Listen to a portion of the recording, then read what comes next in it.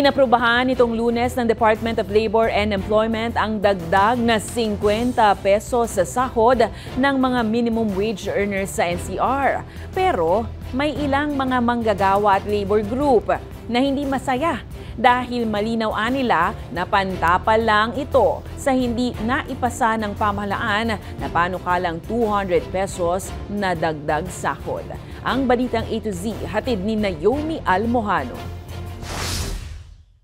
Salamat pero hindi sapat.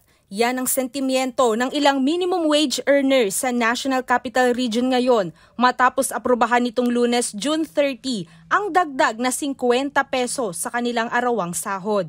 Ayon sa kanila, kung 5 miyembro sila sa pamilya, kulang pa sa pambili ng bigas o di kaya na may pamasahe ang arawang dagdag na ito. Sa ngayon din kasi, hindi pa makabibili ng kanin at ulam sa halagang 50 pesos. Hindi rin sapat yung 50 pesos na dinadagdag. Kung maaari lang, itaas sa 200 o kaya mahigit pa doon dahil sa tumataas ang bilihin, tumataas din ang mga transportasyon. Hindi sapat kasi ulam ngayon 65, 70. Medyo kulang pa rin siya ng konti. Nasa 1.2 million minimum wage earners sa NCR ang nakatakdang makatanggap ng dagdag sahod na ito simula sa July 18. Ibig sabihin, mula sa 645 pesos, magiging 695 pesos na ang daily minimum wage rate para sa mga non-agriculture sector, habang magiging 658 pesos naman mula sa 608 pesos ang arawang sahod ng mga agriculture sector, service at retail establishments na merong 15 o mas mababa pang empleyado. Pero ayon sa labor group na kilusang Mayo 1, insulto ito sa mga manggagawang Pilipino. First, insult, pagmamaliit, kaya ang impact niyan sa manggagawa, galit, nakakainis.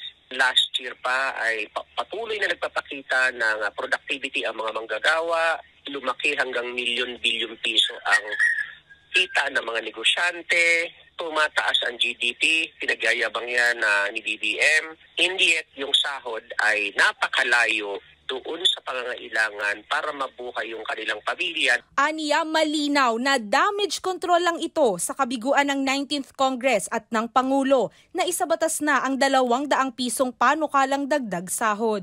Ito ay pantapal lang doon sa kanyang malaking kawalangian pag-harang bilang pagbuhos sa galit ng mga manggagawa. Nagpasa yung Regional Wage Board ng NCR ng 50 pesos.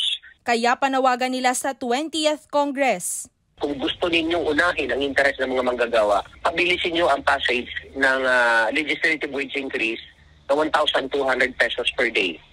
Pangalawa, kailangan yung ibaba ang preso ng mga pangunahing bilihin. Sa nalalapit na ika-4 na State of the Nation address ni Pangulong Marcos Jr. sa July 28, magsasagawa ng kilos protesta ang mga labor group para patuloy na kalampagin ng gobyerno na buwagin na ang Regional Wage Board. Gayunpaman, umaasa ang mga manggagawang Pinoy na makatatanggap na sila ng sahod na hindi lang sasapat sa kanilang gastusin, kundi tatapat sa pagod at pagsisikap na kanilang ginugugol araw-araw.